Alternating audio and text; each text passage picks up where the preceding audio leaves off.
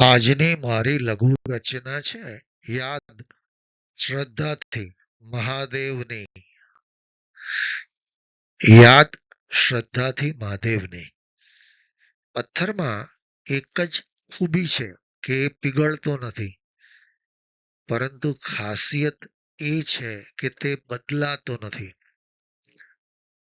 પથ્થરનો લાવા પીગળે છે, સ્થાન ઉજ્જડ કરી નાખે છે, સ્થાનનું મહત્વ કુદરતે જાળવ્યું છે. પાણીના વેગથી ઘસાઈને પથ્થર શિવલિંગ બને છે. ભલે નાકથી વીંટળાયેલ ગળું મહાદેવનું હોય, જટાએથી ગંગા, હાથમાં ડમરું અને ગળે નાગ, મહાકાલ ભલે કહેવાય. યાદ જો શ્રદ્ધા સાથે જ કરવાની હોય દેવને, શિવલિંગનો અભિષેક ઓમ નમઃ શિવાય મંત્રથી થાય.